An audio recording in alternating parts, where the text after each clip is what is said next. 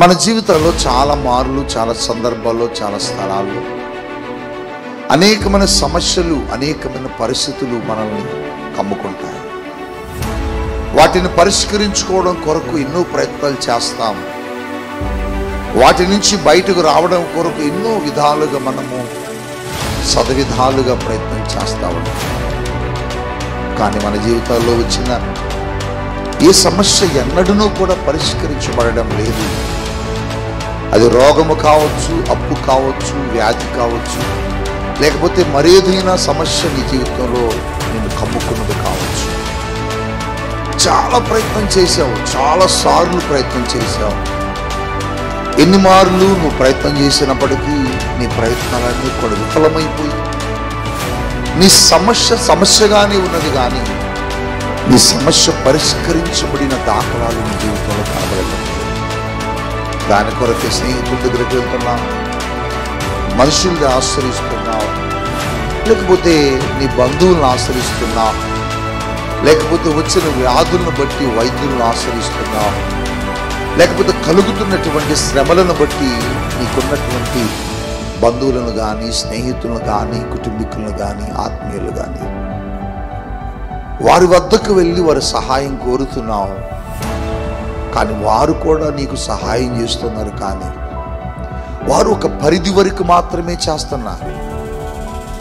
ఒక పరిధి వరకు మాత్రమే నీకు నీ సమస్యకు పరిష్కారంగా నిలబడగలుగుతున్నారు. ఒక పరిధి వరకు మాత్రమే, ఒక పరిమితి స్థాయి వరకు మాత్రమే నీ సమస్యను పరిష్కరించడానికి నిలబడగలుగుతున్నారు. కానీ పరిధిని దాటి, పరిమితులు దాటి నీ సమస్యను పరిష్కరించడానికి వారికి శక్తి సరిపోవడం లేదు.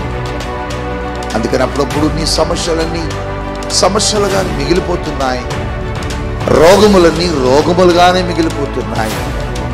నీవు నీ సమస్యను పరిష్కరించబడే సమయం, నీవు నీ సమస్యను పరిష్కరించబడే స్థలంలోనికి నువ్వు రాగలిగితే ఖచ్చితంగా నీ సమస్యలు అవి పరిష్కరించబడడానికి అవకాశం ఉంది.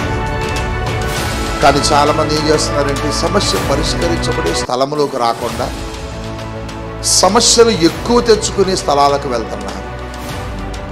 కొంతమంది చూడండి, నువ్వు ఊరికిని రక్షించబడలే, నువ్వు ఊరికిని మారు మనసు పొందలే, నువ్వు ఊరికిని ఆశీర్వదించబడలే, నువ్వు ఊరికిని స్వస్థత పొందుకోలే. నీ స్వస్థత వెనకింత ప్రయాసం ఉన్నది, నీ రక్షణ వెనకింత ప్రయాసం ఉన్నది, నీ ఆశీర్వాదము వెనక ఎంత ప్రయాసం ఉన్నది బిడ్డ. ఎప్పుడన్నా ఆలోచించావా? ఆ చిన్నదాని చేయి పట్టి తలి తాకుమి అని ఆమెతో చెప్పి చచ్చిపోయిన అమ్మిదన్నమాట. ఇక్కడ చూడు, తలి తాకుమి అని ఆమెతో చెబుతాడు, చచ్చిపోయింది. ఆమె ఎట్లుంటుంది? ఆమె ఎలా వినగలిగింది అసలు? ఆమె ఎలా వినగలుగుతుంది అసలు? చనిపోయిన దేహంతో ఎవరైనా మాట్లాడతాడా? మాట్లాడాలి. అదే విశ్వాసం. హల్లెలూయా. చనిపోయిన దానితో మాట్లాడటమే నీలో ఉన్న గొప్ప విశ్వాసం.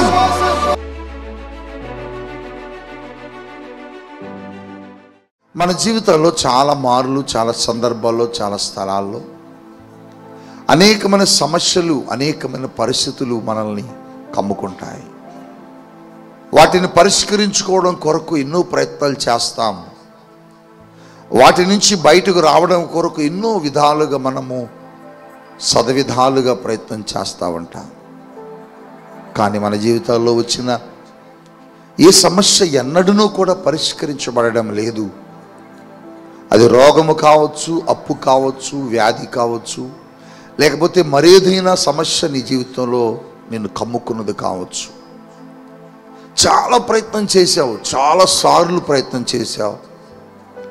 ఎన్ని మార్లు నువ్వు ప్రయత్నం చేసినప్పటికీ నీ ప్రయత్నాలన్నీ కూడా విఫలమైపోయి నీ సమస్యగానే ఉన్నది, కానీ నీ సమస్య పరిష్కరించబడిన దాఖలాలు నీ జీవితంలో కనబడటం లేదు.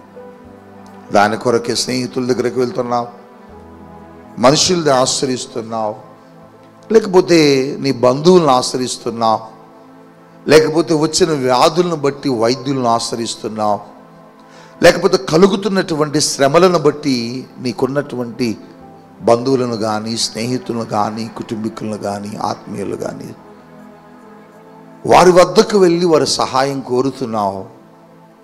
కానీ వారు కూడా నీకు సహాయం చేస్తున్నారు, కానీ వారు ఒక పరిధి వరకు మాత్రమే చేస్తున్నారు. ఒక పరిధి వరకు మాత్రమే నీకు నీ సమస్యకు పరిష్కారంగా నిలబడగలుగుతున్నారు.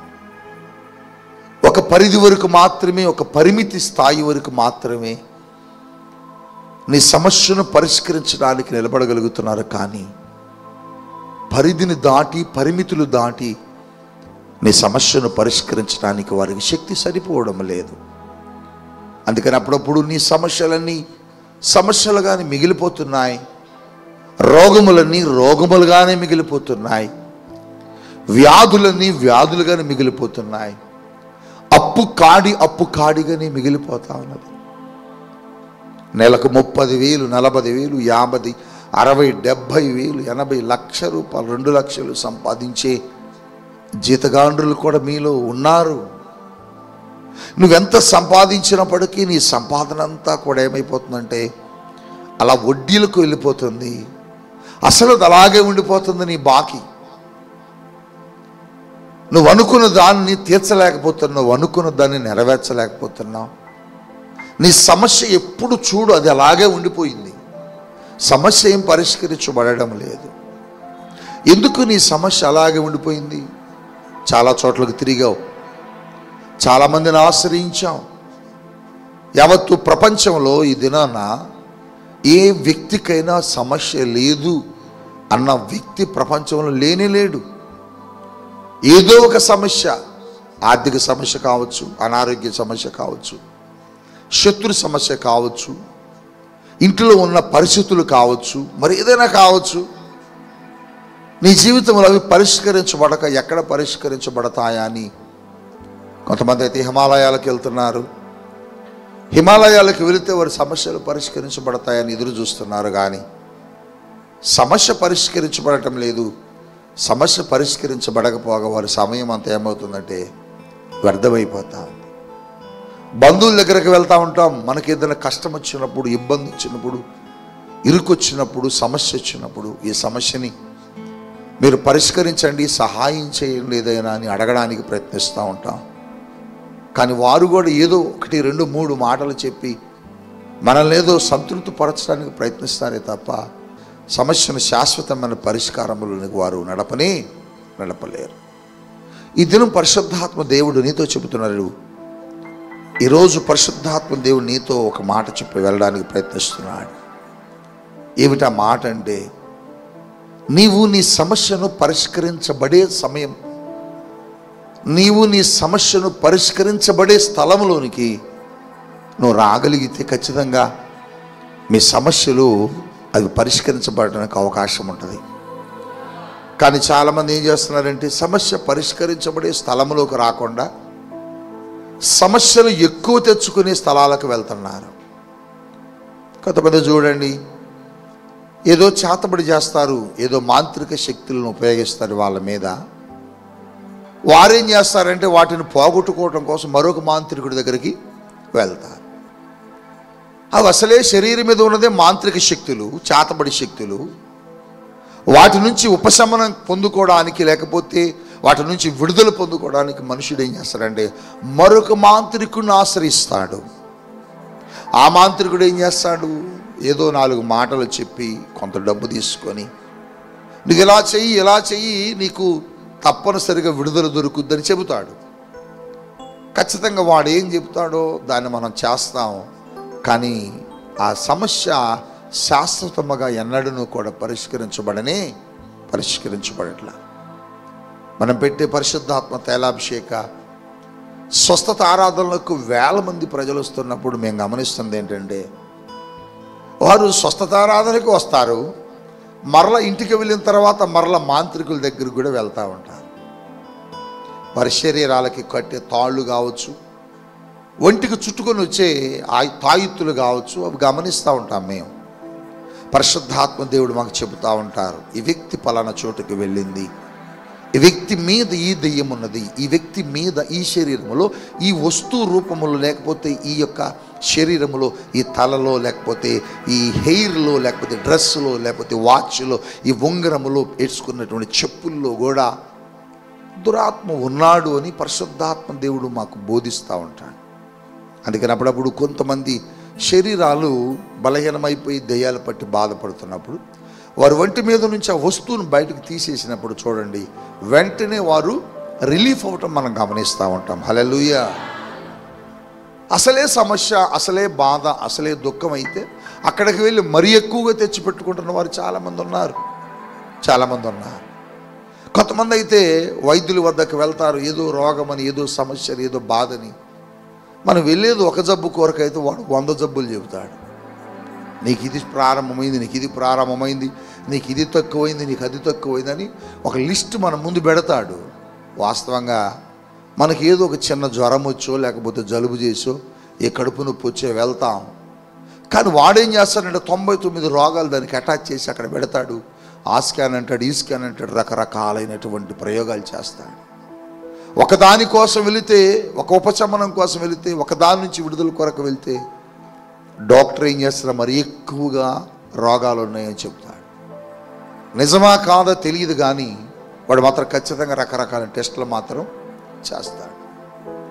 మనిషి జీవితంలో సమస్యను పరిష్కరించుకోవడం కోసం మనిషి పుట్టినది మొదలుకొని చచ్చే వరకు ప్రయత్నిస్తున్నాడు. కానీ వానికి కలిగిన సమస్యలు ఎక్కడ కూడా పరిష్కారం దొరకట్లేదు.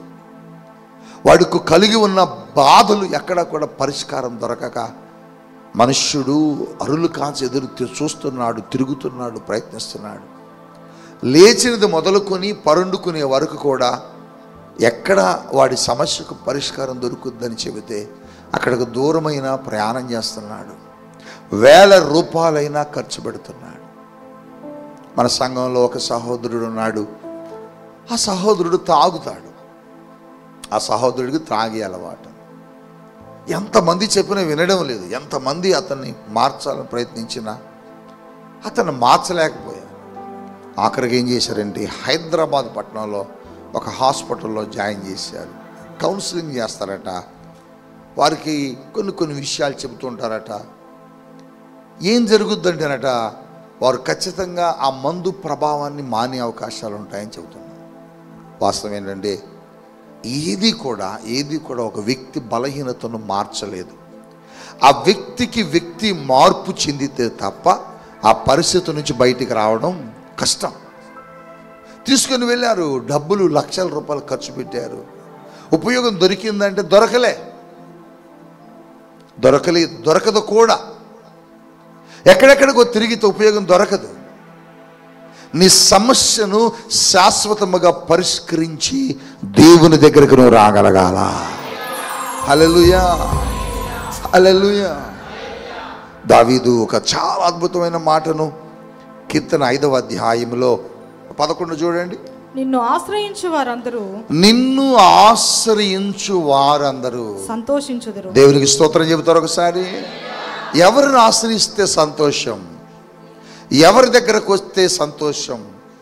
ఎందుకు సంతోషము యేసయ్యను ఆశ్రయిస్తే దొరుకుతుందంటే నీవు కలిగి ఉన్న సమస్యను ఆయన మాత్రమే పరిష్కరించే దేవుడు కాబట్టి. దావీదు చాలా సమస్యల్లో ఉన్నప్పుడు, చాలా బాధల్లో ఉన్నప్పుడు, చాలా కష్టాల్లో ఉన్నప్పుడు, చాలా వ్యాధుల్లో ఉన్నప్పుడు, చాలా రోగములు, చాలా వ్యాధులు కూడా దావీదుని కృంగదీశాయి. ఆయన ఎముకలలో బలము క్షీణించినప్పుడు అంటాడు ఒక చోట, నా కనులకు నిద్ర రాకపోతున్న సమయములో అంటాడు ఒక చోట, నేను బలహీనుడనై రోగముతో బాధపడుతున్నప్పుడు అంటాడు ఒక చోట. ఇటువంటి సందర్భాల్లో దావీదు ఎవరిని ఆశ్రయించాడంటే మనుషుల్ని ఆశ్రయించలేదు, బంధువులను ఆశ్రయించలేదు, స్నేహితులను ఆశ్రయించలేదు, వైద్యులను ఆశ్రయించలేదు, లేకపోతే వారికి ఉన్నటువంటి బలగాన్ని ఆశ్రయించలేదు, సైనికులను ఆశ్రయించలేదు. కానీ దావీదు యేసుక్రీస్తు ప్రభువును మాత్రమే ఆశ్రయించాడు. అందుకోసమే ఆయన ఆశ్రయించినప్పుడట దేవుడు ఆయన సమస్యను పరిష్కరించాడట. ఆయన సమస్యను ఎప్పుడైతే దేవుడు పరిష్కరించాడో ఆయన జీవితంలో సంతోషాన్ని చూడగలిగాడు దావీదు. రాత్రి నీ కష్టములో ఎవరిని నువ్వు ఆశ్రయిస్తున్నావు? ఈ రాత్రి నీ వ్యాధులను నువ్వెవరిని ఆశ్రయిస్తున్నావు? ఈ రాత్రి నీ బాధలలో నువ్వెవరిని ఆశ్రయిస్తున్నావు? మనుషులను ఆశ్రయిస్తున్నావా? నీ సమస్యను పరిష్కరించుకోవాలని, నీ వ్యాధులను తొలగించుకోవాలని, నీ రోగాల నుంచి బయటపడాలని నువ్వు మనుషులను ఆశ్రయిస్తున్నావా? మరి కొంతమంది అయితే వారికి ఉన్న సమస్య పాపమైతే, వారికి ఉన్న సమస్య పాపముతో కూడినటువంటి శాపమైతే, అది ఎక్కడెక్కడికో తిరిగితే, ఎవరెవరినో ఆశ్రయిస్తే, ఎవరెవరి దగ్గరకు వెళితే ఆ శాపం నుంచి విడుదల పొందుకుంటామని తిరుగుతూ ఉంటారు.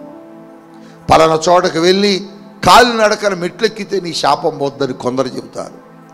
పలానా నీటిలోనికి దిగి కొన్ని దినాలు పాటుగా కొన్ని పూజలు చేస్తే నీ శాపం కొట్టుకుపోతుందని చెబుతూ ఉంటారు. పలానా చోటకు వెళ్ళి యాగాలు చేస్తే మీ శాపాలు పోతాయని చెబుతూ ఉంటారు.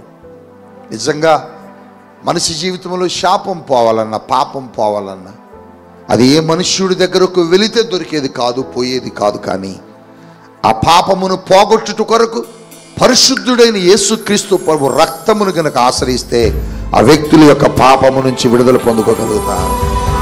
ఈ రాత్రి దైవజనంగా మా దేవుడు నీతో చెబుతున్నాడు, దేవుడు మీతో మాట్లాడుతున్నాడు. నీ కష్టాల్లో నీ సమస్యను పరిష్కరించుకోవటం కోసం, నీ వ్యాధులను తొలగించుకోవడం కోసం నువ్వెవరిని ఆశ్రయిస్తున్నావు? డాక్టర్ దగ్గరకు వెళ్తే డాక్టర్ చెప్తాడు, ఫీజులు తీసుకుంటాడు. అతడేమీ నీకు శాశ్వత కాలమైనటువంటి నీ రోగము నుంచి పరిష్కారం చూపించలేడు, చూపించడానికి అవకాశం కూడా లేదు. వైద్యుడి వద్దకు వెళ్తావు, అది శాశ్వతమైనటువంటి పరిష్కారం చూపడు. ఏదో తాత్కాలికమైన ఉపశమనం కొరకే కానీ శాశ్వతముగా నీ రోగం నుంచి నీకు విడుదల మాత్రం వైద్యుడు ఇవ్వలేడు. ఒకవేళ నువ్వు నిజంగా రోగముతో బాధపడుతూ ఉంటే, ఒకవేళ నువ్వు నిజంగా అప్పుతో బాధపడుతూ ఉంటే, ఒకవేళ నువ్వు నిజంగా భయంకరమైన వ్యాధులతో బాధపడుతూ ఉంటే, ఒకవేళ నువ్వు నిజంగా భయంకరమైన సమస్యలతో బాధపడుతూ ఉంటే, నువ్వు ఆశ్రయించవలసిన మనుషులను కాదు, డాక్టర్లను కాదు, యేసుక్రీస్తు ప్రభుని నువ్వు ఆశ్రయిస్తే నీ సమస్యకు పరిష్కారం దొరుకుతుంది. తన కుమార్తె చావనై ఉన్నదట, తన కుమార్తె బలహీనురాలై ఉన్నదట, తన కుమార్తెకు మరణించే వ్యాధి వచ్చింది, మంచం మీద పండుకున్నది, లేవలేని పరిస్థితి. బంధువులు అందరూ వస్తున్నారు, చూస్తున్నారు, వెళ్ళిపోతున్నారు. ఆయనతో చెబుతున్నారు, ఇక నీ కుమార్తె బ్రతకడం కష్టమయ్యా, నీ కుమార్తె చనిపోయేలా ఉన్నదని ఒకరికొకరు వచ్చిన వాళ్ళందరూ ఆ వ్యక్తితో మాట్లాడుతున్నారు. ఆ వ్యక్తి బంధువులందరూ చూశాడు. ఆయన బయలుదేరాడు. ఆ గదిలో కుమార్తెను పరుండు పెట్టి తలుపేసి ఆయన బయలుదేరి ఒంటరిగా ఒక్కడే యేసుక్రీస్తు ప్రభు ఎక్కడున్నాడని తెలుసుకొని, యేసుక్రీస్తు ప్రభు ఏ స్థలంలో ఉన్నాడని ఎరిగి, యేసుక్రీస్తు ప్రభు ఎక్కడ ప్రయాణం చేస్తున్నాడని గమనించి యేసుక్రీస్తు ప్రభు దగ్గరికి వచ్చాడండి. ఆయన పేరు బైబిల్ చెబుతుంది ఒక సమాజ మందిరపు అధికారి అని. ఆయన పేరు యాయిరు అని బైబిల్ సెలవిస్తుంది. ఆయన కుమార్తె చావనై ఉన్నదట, మరణించేలా ఉన్నదట. ఈ సమస్యకు పరిష్కారం వైద్యులు కాదని తెలుసుకున్నాడు. ఈ సమస్యకు పరిష్కారము మాంత్రికులు కాదని తెలుసుకున్నాడు. ఈ సమస్యకు పరిష్కారం బంధువులు కాదని తెలుసుకున్నాడు. ఈ సమస్యకు పరిష్కారము ఇక్కడున్న ఏ వ్యక్తి బాగు చేయలేడని తెలుసుకున్నాడు. నేరుగా ఎక్కడికి వెళ్ళాడంటే యేసుక్రీస్తు ప్రభువారి దగ్గరికి వెళ్ళాడు. యేసుక్రీస్తు ప్రభువారిని కలుసుకున్నాడు. యేసుక్రీస్తు ప్రభువారిని కలుసుకున్నాడు. ఆయన ఒక వ్యక్తిని బాగు చేశాడు. దెయ్యము చీకటి శక్తులతో పీడించబడుతున్న వాడిని. చాలా సంవత్సరాల నుంచి ఆ వ్యక్తి సమాధుల్లో నివాసం చేస్తున్నాడట. ఆ వ్యక్తి భయంకరమైనటువంటి చీకటితో బాధపడుతుంటే రాత్రంతా యేసయ్య ప్రయాణం చేసి ఆ వ్యక్తి కోసం వచ్చాడండి. గెరాసేనుల దేశం. మీరు ఎప్పుడైనా అక్కడ గమనించాలి, ఆయన బయలుదేరినది గెరాసేనుల దేశం. బురోషేతే రీకున్ కుహురాకి.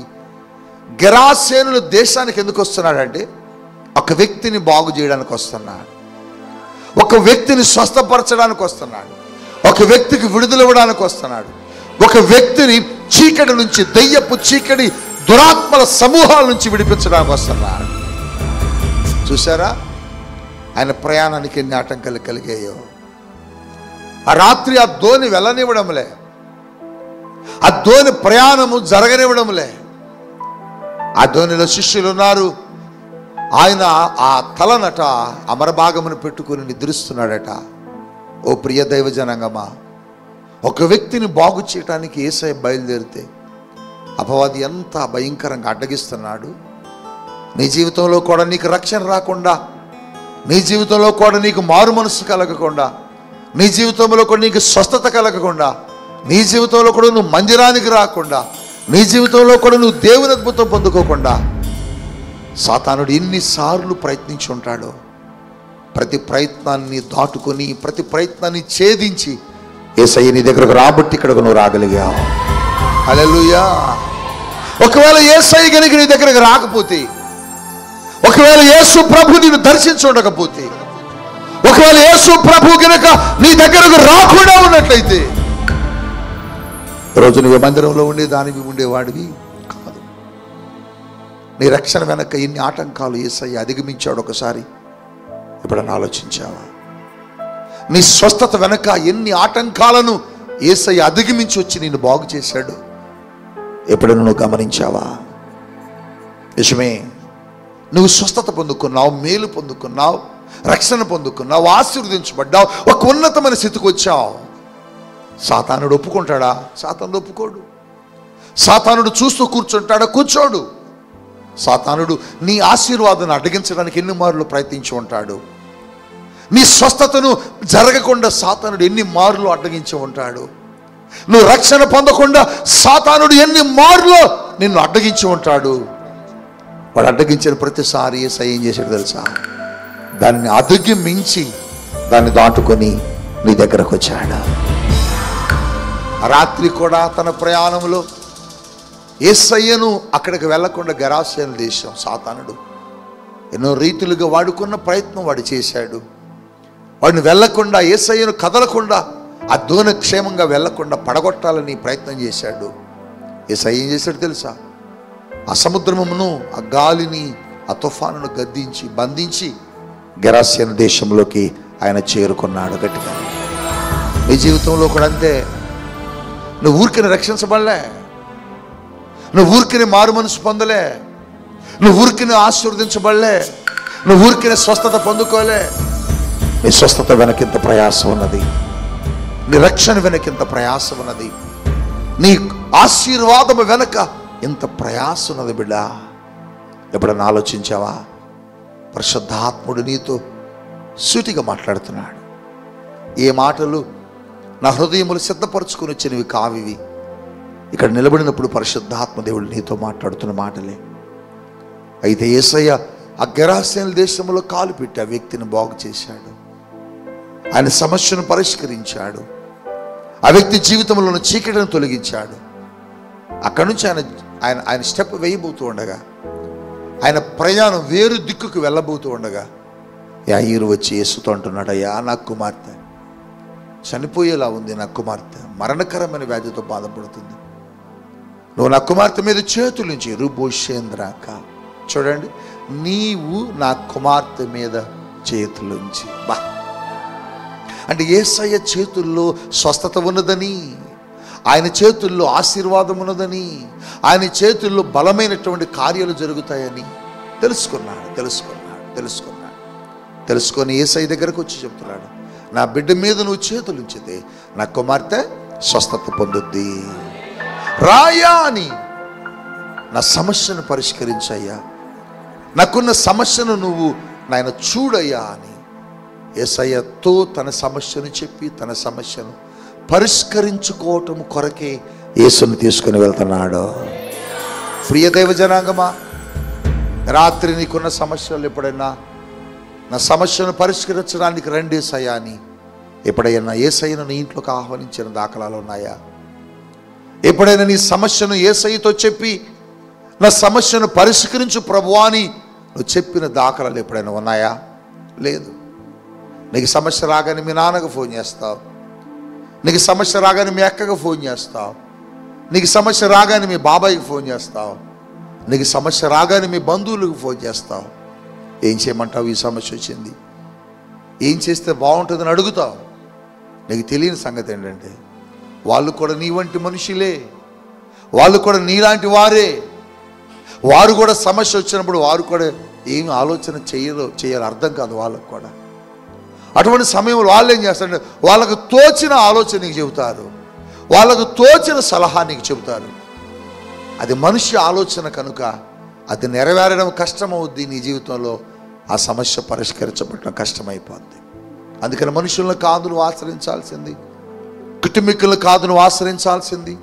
ఇతడు సమాజ మందిరపు అధికారి కదా, ఈ సమాజ మందిరపు అధికారి చుట్టూరు చాలామంది ఉంటారు. ఇతను ఒక సమాజ మందిరానికి అధికారి కదా, ఇతని కింద కూడా చాలామంది పనిచేసేవారు ఉంటారు. ఇతని సంఘములో, ఇతని ప్రాంతంలో, ఇతని కుటుంబంలో, ఇతని బంధువర్గంలో అనేక మంది ఇతనికి కావాల్సిన వారు సలహాలు ఇచ్చేవాళ్ళు ఉండి ఉంటారు. కానీ అతను ఎవరి దగ్గరికి వెళ్ళలేదు, అతను ఎవరిని ఆశ్రయించలేదు, అతను ఎవరిని కోరలేదు ఏం చెయ్యాలి అని. నేరుగా యేసుక్రీస్తు ప్రభు దగ్గరికి వచ్చాడండి. యేసయ్యతో తన సమస్య చెప్పాడండి, యేసయ్యతో తన బాధను చెప్పాడండి, యేసయ్యతో తనకున్న అక్కరను తెలియజేశాడు. రాత్రి దేవుడు చెబుతున్నాడు, నీకే సమస్య ఉన్నా నువ్వు యేసయ్యతో చెప్పు, యేసయ్య దగ్గరకు నువ్వు వచ్చి యేసయ్యను ఆశ్రయించు. అందుకని భక్తులు అంటున్నాడు, ఆయన్ని ఆశ్రయిస్తే, ఆయన్ని ఆశ్రయిస్తే మీరు సంతోషిస్తారు, ఆనందిస్తారు. మీకున్న దుఃఖం నుంచి, మీకున్న వ్యాధుల నుంచి, మీకున్న రోగముల నుంచి, మీకున్న సమస్యల నుంచి మీరు పరిష్కరించబడి బయటకు వస్తారంటున్నాడు. సమాజ మందిరపు అధికారి అయిన యాయిరు అది చేశాడు. ప్రియదైవ జనాంగమా, నీ కష్టం రాగానే మనుషుల దగ్గరికి వెళ్తున్నావు నాన్న. ఎన్ని మార్లు చెప్పినా నీ బంధువుల్ని ఆశ్రయిస్తున్నావు, కానీ దేవుని దగ్గర రావట్లేదు. ఎన్ని మార్లు నిన్ను చెప్పుతున్న దేవుడు వాక్యంలో నీతో మాట్లాడుతున్నా నువ్వు ఇతరుల్ని ఆశ్రయిస్తున్నావు తప్ప దేవుడిని ఆశ్రయించలేకపోతున్నావు. యేసయ్యను ఆశ్రయించాడు. యేసయ్య పదా నీ ఇంటికి వస్తానన్నాడు. యాయిరింటికి యేసయ్య బయలుదేరాడు. దేవునికి స్తోత్రం చెప్పండి. ఎప్పుడైనా యేసయ్యను నువ్వు అడిగితే నేను రాలేను అని చెప్పడు, నాకు ఇప్పుడు ఖాళీ లేదని చెప్పడు, నేను ఇప్పుడు బిజీగా ఉన్నానని చెప్పడు, నేను ఇప్పుడు రావడానికి అవకాశం లేదని చెప్పడు. మనుషులైతే చెబుతారు, నాకు సమయం లేదు మా ఇప్పుడు రాలేను అని, నాకు అవకాశం లేదు బిడ్డ అని ఇప్పుడు రాలేను అని, నేను ఎక్కడ దూర ప్రాంతంలో ఉన్నాను ఇప్పుడు మీ ఇంటికి రావడం కష్టమని మనుషులు చెబుతారు. కానీ యేసయ్యట నీకు దూరంగా ఉన్నవాడు కాదు, నీకు సమీపముగా ఉన్న దేవుడు. హల్లెలూయా. అందుకొరకే నువ్వు సమీపముగా ఉన్న దేవుడిని మర్చిపోయి దూరముగా ఉన్న మనుషుల వైపు చూస్తున్నావు, దూరముగా ఉన్న నీ బంధువుల వైపు చూస్తున్నావు, దూరముగా ఉన్న నీ కుటుంబీకుల వైపు చూస్తున్నావు. ఒక్కసారి నువ్వు నిలబడి ఇట్లా చూస్తే ఎంత దూరంలో ఉన్నాడంటే తలుపు తెరిస్తే నీకు అందుకునే అంత దగ్గరగా ఆయన ఉన్నాడు. నువ్వు అడిగితే ఆయన వస్తాడు, నువ్వు అడగకపోతే రాడు. దేవుని దగ్గర ఉన్న గొప్ప ఆలోచన ఏంటంటే నువ్వు అడిగితే వస్తాడు. ఆయన బలవంతంగా నీ ఇంటికి రాడు, బలవంతంగా నీ దగ్గరకు రాడు. చాలామంది అంటూ ఉంటారు క్రైస్తవులు బలవంతంగా మత మార్పిడి చేస్తున్నారని.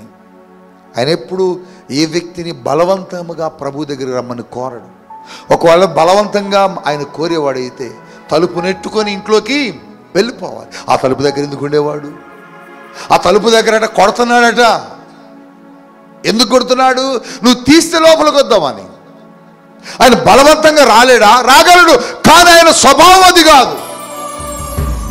ఆయన స్వభావం అది కాదు. నువ్వు తీస్తేనే వస్తాడు, నువ్వు అడిగితే నీ దగ్గరకు వస్తాడు, నువ్వు కోరుకుంటే నీ దగ్గరకు వస్తాడు, నువ్వు వెతికితే దొరుకుతాడు ఆయన. అంతే తప్ప నీ దగ్గరకు బలవంతంగా వచ్చే దేవుడు కాదాయన. రాత్రి పరిశుద్ధాత్మ దేవుడు చెబుతున్నాడు, ఆయన్ని యాయిరు ఇంటికి రమ్మని తీసుకుని వెళ్తున్నాడు.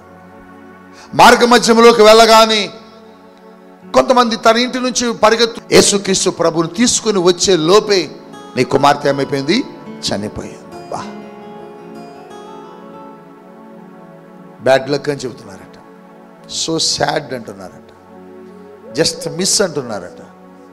ఇంకా మనం ఏం చేయలేం, బోధకుడిని వెనక్కి పంపంటున్నారు. ఆ యాయిరు కన్ఫ్యూజ్ అవుతున్నాడు. ఏమని? ఎందుకు? వీళ్ళ మాట వినాలా, ఈయన మాట వినాలా? వీళ్ళ మాట వినాలా, ఈయన మాట వినాలా?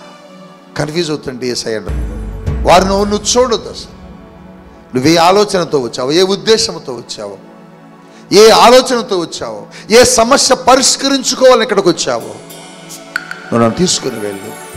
నీ సమస్య నేను పరిష్కరిస్తాను, నీ అక్కర నేను తీరుస్తాను యాయేరు అని చెప్పి వాళ్ళందరూ ఎన్ని మాటలు చెప్పినా, వాళ్ళందరూ ఎన్ని విధాలుగా అడ్డుపడినా, యాయేరు మందిరానికి బయలుదేరుతున్నప్పుడు ఎంతోమంది అడ్డుపడతారు. ఎందుకు వెళ్తున్నావు మందిరానికి? అంత దూరం వెళ్ళాలా? భద్రాచలం సారపాక్య వెళ్ళాలా? మన ఊర్లో మందిరాలు లేవా? మన ఊర్లో సేవకులు లేరా? మన ఊర్లో అద్భుతమైన మందిరాలు ఉన్నాయి కదా, మన ఇంటి పక్కనే మందిరం ఉన్నది కదా, ఎందుకు అంత దూరం వెళ్తున్నావు? అక్కడికి వెళ్తే జరిగేది ఏంటి, అక్కడికి వెళ్తే ఒరిగేది ఏంటని రకరకాలుగా నిన్ను అడ్డగిస్తూ ఉంటారు, నిన్ను ఆపివేస్తూ ఉంటారు, నిన్ను నిలిపివేయడానికి ప్రయత్నిస్తూ ఉంటారు, నీ విశ్వాసమును దెబ్బతీయటం కోసం ప్రయత్నిస్తూ ఉంటారు మనుషులు. నువ్వు చేయాల్సిందేంటో తెలుసా? వారి మాటల మీద నువ్వు లక్ష్యము ఉంచకూడదు. ఏం జరిగింది? ఇన్ని రోజులు పరిచర్య చేసావంటారు. ఏమిచ్చాడు? ఇన్ని రోజులు దేవుని సన్నిధులు ఏడ్చావు అంటారు. ఏం ఒరిగింది నీ జీవితంలో? దేవుడు ఏం చేశాడని నువ్వు దేవుడు దేవుడు దేవుడు దేవుడు దేవుడు నువ్వు కొనియాడుతున్నావు. ఊరిక ఆపో అంటారు. ఎన్నన్నా కూడా నువ్వు చేయాల్సిందని తెలుసా? వారి మాట మీద నువ్వు లక్ష్యము ఉంచొద్దు. ఎందుకో తెలుసా? నీ సమస్యను పరిష్కరించేవాడు, నీ జీవితానికి ఒక మార్గము చూపేవాడు, నీ జీవితంలో నువ్వెక్కడా కూడా దొరకదు అనుకున్న స్థలమును స్వస్థత, నీకు స్వస్థత అనుగ్రహించే దేవుడు కేవలం యేసుక్రీస్తు ప్రభువే. ఈ రాత్రి ఏ బాధతో వచ్చావు, ఏ దుఃఖముతో వచ్చావు, ఏ కలవరముతో వచ్చావు, ఏ వేదనతో వచ్చావు, ఏ సమస్యను మోసుకుంటూ ఇక్కడికి వచ్చావు బిడ్డ. నీవు మోయలేని సమస్యతో ఇక్కడికి వచ్చావు. నీ భుజముల మీద, నీ తల మీద నువ్వు భరించలేని భారం ఉన్నది. అది మనుష్యులు చూడలేకపోతున్నారు. నిజమే, ఆ తండ్రి హృదయములు ఎంత వేదన ఉన్నది, ఆ తండ్రి హృదయములు ఎంత కలవరం ఉన్నది. ఆ తండ్రికి ఒక్కగానొక కుమార్తె, అదిగో తన చిన్న కుమార్తె అంటున్నాడు. చిన్న బిడ్డ చిన్న బిడ్డ చిన్న బిడ్డ. ఆ చిన్న బిడ్డ, ఆయనకి చిన్న బిడ్డ ఎంత ఎంత అల్లారు ముద్దుగా పెంచుకున్నాడు, ఎంత ఇష్టముతో పెంచుకున్నాడు, ఎంతగా చక్కగా చూసుకున్నాడు. ఆ కుమార్తెని అంతగా చక్కగా చూసుకున్నాడు. ఆ బిడ్డ చనిపోయింది అని చెప్పినప్పుడు తన హృదయములు ఎంత కలవరం ఉందో, తన హృదయములు ఎంత బాధ ఉన్నదో. ఒకవేళ నీ హృదయంలో కూడా అదే బాధతో ఇక్కడికి వచ్చావేమో, నీ హృదయంలో కూడా అటువంటి దుఃఖంతో వచ్చావేమో. ఎక్కడికి వెళ్ళినా నా సమస్య పరిష్కరించబట్టలేదయ్యా, ఎన్ని చోట్లకు వెళ్ళినా అప్పు తీరడం లేదయ్యా, ఎంతమంది వద్దకు వెళ్ళినా నా రోగం తగ్గటం లేదయ్యా, ఎన్ని చోట్లకు వెళ్ళినా నా కుటుంబము బాధపడుతుంటే ఆ బాధ నుంచి విడుదల పొందలేకపోతున్నామయ్యా అని బహుశా నువ్వు చాలా చోట్ల చాలా మార్లు ఒకడు కృంగిపోయి బాధతో బరువెక్కిన హృదయంతో ఈ స్థలానికి వచ్చావేమో, బరువెక్కిన మనస్సుతో ఈ స్థలానికి వచ్చావేమో. యాయేరు అంటున్నాడు, వాళ్ళు ఎన్ని చెప్పినా నేను వినను ప్రభువా, నువ్వు నా ఇంటికి రా అన్నాడు. అంతే. యేసయ్య అన్నాడు, సరే పద అన్నాడు. ఎలా వినగలిగింది అసలు ఆమె? ఎలా వినగలుగుతుంది అసలు? చనిపోయిన దేహంతో ఎవరైనా మాట్లాడతాడా? మాట్లాడాలి. అదే విశ్వాసం. హల్లెలూయా. చనిపోయిన దానితో మాట్లాడటమే నీలో ఉన్న గొప్ప విశ్వాసం. యేసుక్రీస్తు ప్రభువు చేస్తున్నాడు. తలీతాకుమి అని ఆమెతో చెప్పగా, అంటే అర్థమేంటో తెలుసా? చిన్నదానా లెమ్ము. హల్లెలూయానండి. చిన్నదానా లెమ్ము. ఎప్పుడని చెప్పావా? జీవము లేని దానికి నువ్వు ఎప్పుడన్నా జీవము కలిగిన నువ్వు నిలబడి ఎప్పుడన్నా మాట్లాడావా? నీకు విశ్వాసం ఉంటే మాట్లాడతా, నీకు నమ్మకం ఉంటే మాట్లాడతా, నీకు దేవుని మీద దేవుని వాక్కు మీద కనుక నీకు నమ్మకం ఉంటే నువ్వు మాట్లాడతా. తమిళనాడులో ఒక దైవజనుడు ఉన్నాడు. ఆయన పేరు ఆనంద్ స్థిర. ఆయన పేరు ఆనంద్ స్థిర. ఆ దైవజనుడు మరణించిన వ్యక్తి దగ్గరికి వెళ్ళి ఆ దైవజనుడు చెబుతున్నాడు, యేసుక్రీస్తు నామములో నువ్వు లెగు అంటున్నాడు. చనిపోయిన దేహం దిగ్గున లేచి కూర్చున్నది. బిగ్గరగా చెప్పండి. దక్షిణ కొరియా దేశంలో పాల్ యంగిచో అని ఒక దైవజనుడు ఉన్నాడు. ఆ దైవజనుడు సంఘములో సహవాసములో ఒక సహోదరుడు చనిపోతే ఆ దైవజనుడిని ఆ స్థలానికి తీసుకొచ్చారు. ఆ చనిపోయిన వ్యక్తి బాడీని హాస్పిటల్ నుంచి పోస్ట్ మార్టం కొరకు తీసుకుని వెళ్తున్నప్పుడు సంఘం అంతా చెప్పారు, లేదు లేదు మీరు తీసుకెళ్ళ అవసరం లేదు, మా పాస్టర్ గారు వస్తారు, ప్రార్థన చేస్తారు, ఆయన ప్రార్థన చేస్తే ఖచ్చితంగా ఆయన బ్రతుకుతాడని చెప్పారట. ఎప్పుడైతే ఆ మాట విశ్వాసులతో అక్కడ ఉన్న వ్యక్తులందరూ విశ్వాసులు చెప్పారో, ఆ దక్షిణ కొరియా దేశంలో ఉన్న ప్రముఖ వైద్యులు, ప్రముఖ పెద్ద పెద్ద వ్యక్తులు కూడా హాస్పిటల్కి వచ్చారట. చూద్దాం ఎలా జరుగుతుంది. దైవజనుడైన పాల్ యంగిచో గారు వచ్చి ఒకే ఒక మాటట, ఈ శరీరము నుంచి వెళ్ళిపోయిన ఆత్మ తిరిగి శరీరములోకి వచ్చునుగాక అన్నట. లేచి దిక్కున కూర్చున్నాడట గట్టిగా, హల్లెలూయా. అప్పటి వరకు 5,000 10,000 మంది ఉన్న సంఘం ఒక దెబ్బగా 10 లక్షలుగా మారిపోయింది. దేవునికి స్తోత్రం, హల్లెలూయా. ఇక్కడ ఒక శరీరం పడిపోయి చనిపోయింది, మీరు చూశారు. ఇక్కడ ఒక అమ్మాయి చనిపోయింది పడిపోయి, మీరే ప్రత్యక్ష సాక్షులు. చనిపోయిన వ్యక్తితో నేను మాట్లాడుతున్నా, యేసు నామమును లేని, హల్లెలూయా. ఎవడన్నా చెప్తే ఏమంటారు, ఊరుకోవా బాబు, చనిపోయిన వ్యక్తిని అట్టు చెబుతావా.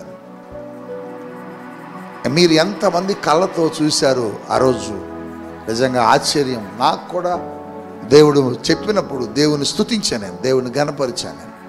ఎంత కృపను దేవా నాకు ఇచ్చావయ్యా, ఎంత ఆధిక్యతను అధికారాన్ని నా మాటను స్థిరపరచడానికి నువ్వు నాకు ఇచ్చిన ఈ కృపను బట్టి వందనాలు అని చెప్పాను. చనిపోయిన అమ్మాయి దగ్గరికి ఇక్కడ ఇదే మందిరం, ఇదే స్థలం, ఇదే స్థలంలో లేచి కూర్చున్నా, లేచి కూర్చు. ఈ సంగతిని గురించి అనేక ప్రాంతాలు, అనేక పట్టణాల్లో అనేక మంది చెప్పుకొని నన్ను అడిగి, పాస్టర్ గారు చనిపోయిన అమ్మాయి మీరు ప్రార్థించినప్పుడు లేపబడటం మేము చూసాం ఆ వీడియో అని. మీరు ఎంతమందికి చెప్పారో నాకు తెలియదు.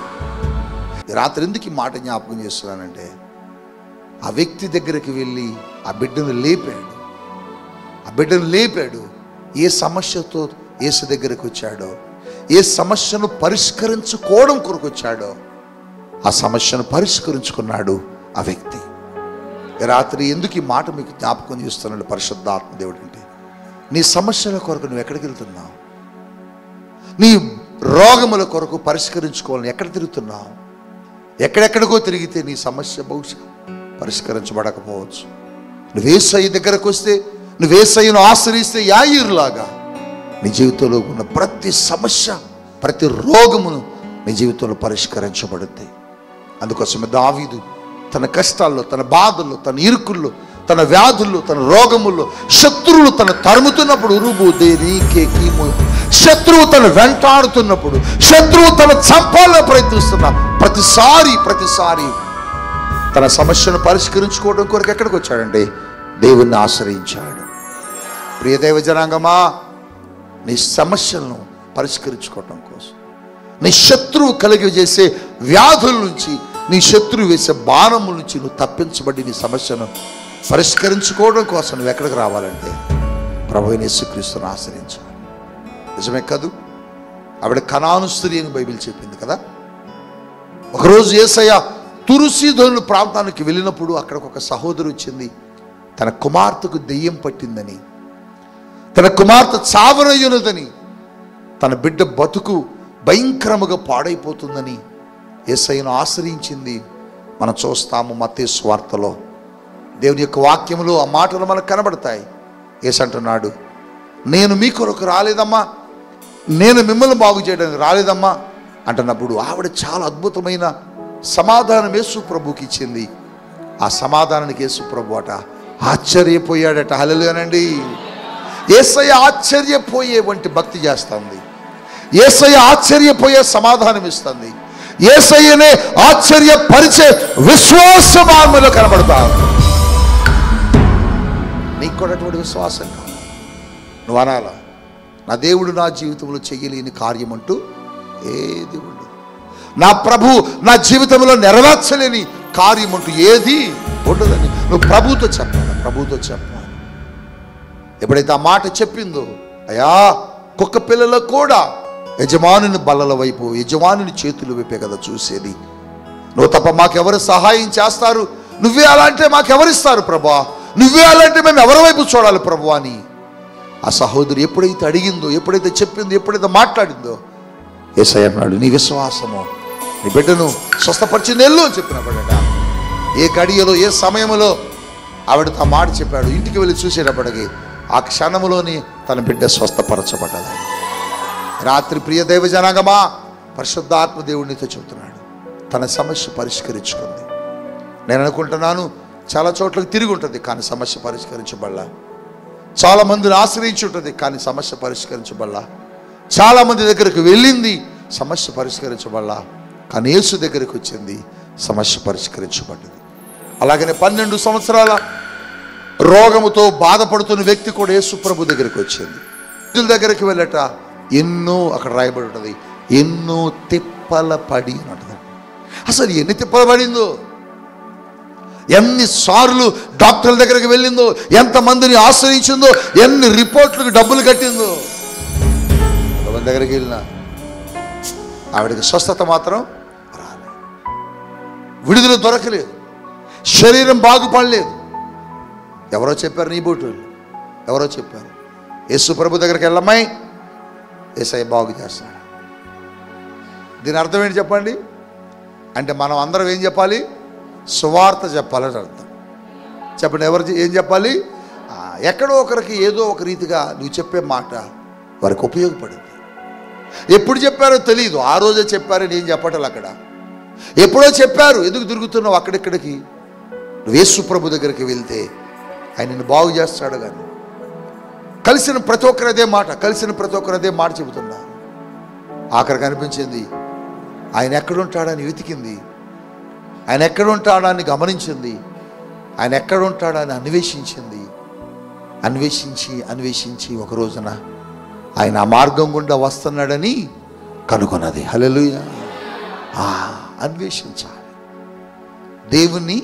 చెప్పండి, దేవుణ్ణి ఏం చేయాలి? అన్వేషించాలి. అన్వేషించడం అంటే ఏంటో తెలుసా? వెతకడం. చెప్పండి, వెతకడం. ఆయన అంటాడు, నన్ను వెతుకువారు నన్ను కనుగొందురు, నన్ను వెతికిన వారికి నేను దొరికితిని. అబ్బా హల్లెలూయా. అంటే నువ్వు వెతికితే నీకు దొరుకుతాడు. నువ్వు వెతకాల. ఎక్కడ వెతకాలా? నీ ప్రార్థన గదిలో వెతకాలా, నీ ప్రార్థన స్థలములో వెతకాలా, దేవుని సన్నిధిలో వెతకాలా.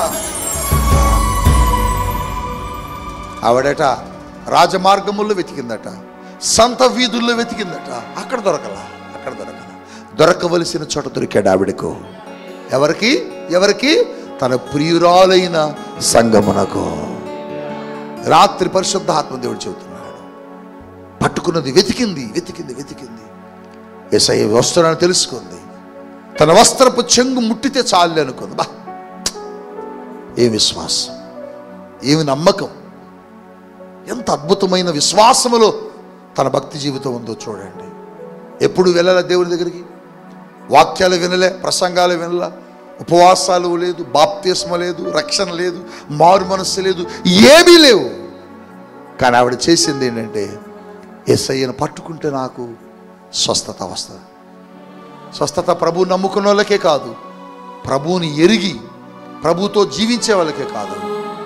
ప్రభువును గురించి విని వస్తే చాలు, ప్రభు దగ్గరికి చేరితే చాలు. నీ కులం ఏంటో చూడు, నీ మతం ఏంటో చూడు, నీ జాతి ఏంటో చూడు, నువ్వు ఏ వర్గానికి సంబంధించిన మనుషురాలో చూడు, ఆయన ఆశ్రయిస్తే చాలు.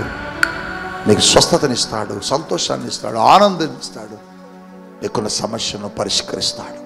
వస్తావా ఆయన దగ్గరికి? ఇంకా దూరంగా ఉంటావా? ఆయన ఆశ్రయించిన వారందరూ సంతోషించారు. ఎంతకాలం లోకం వైపు చూస్తావు? ఎంతకాలం ఇక లోకంలో ఉన్న మనుషుల వైపు చూస్తావు?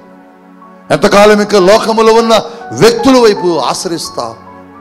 అందుకే నీ సమస్యగా నిండిపోయింది, నీ అప్పు కాడిగానే మిగిలిపోయింది, నీ రోగముగానే ఉండిపోయింది, నీ జబ్బుగా నిండిపోయింది, నీ సమస్యగానే మిగిలిపోయింది. అది పరిష్కరించబడటం లేదు. ఎక్కడ తిరుగుతున్నావు? ఈ వాక్యాన్ని వింటున్న ప్రియ దైవ జనాంగమా, నీ భర్తకున్న సమస్య, నీ భార్యకున్న వ్యాధి సమస్య, నీ బిడ్డలకున్న భయంకరమైన పాపపు సమస్య, వాటిని పోగొట్టుకోవాలని, తొలగించుకోవాలని ఎక్కడెక్కడికో తిరుగుతున్నావా? ఏ ఏ స్థలాలకు వెళ్తున్నావా? ఏ ఏ స్థలాల్లో ఎవరెవరిని ఆశ్రయిస్తున్నావా? అయితే నీ జీవితంలో ఏ ఉపయోగం లేదు.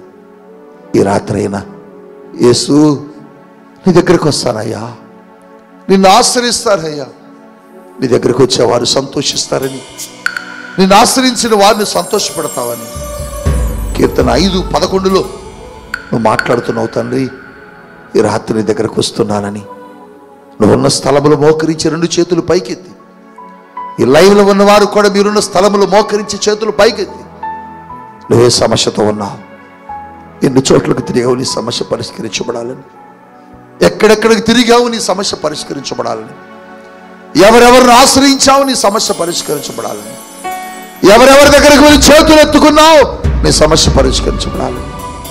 తొక్కిన గుమ్మమే కానీ తొక్కన గుమ్మం లేదు. సహాయం కొరకు చేతులు చాచిన విషయమే కానీ చాచిన స్థలము లేదు. నువ్వు వెళ్ళిన ఇల్లు ఉంది కానీ నీ ఇల్లు, నువ్వు వెళ్ళని ఇల్లు లేదు. నువ్వు వెళ్ళిన హాస్పిటలే కానీ వెళ్ళని హాస్పిటల్ లేదు. నువ్వు వెళ్ళిన మాంత్రికుడి దగ్గరికే కానీ వెళ్ళని మాంత్రికుడే లేడు. అందరి దగ్గరికి తిరిగావు కానీ ఉపయోగం లేదు. అందరిని ఆశ్రయించావు, ఉపయోగం లేదు. అందరి దగ్గరికి వెళ్ళా, ఉపయోగం లేదు. ఈ రోజున తిరిగి వస్తావా యేసయ్య దగ్గరికి? ప్రభు నిన్ను బాగు చేస్తానంటున్నాడు. ప్రభుని ఆశ్రయిస్తే ఆయన మంచి దేవుడు.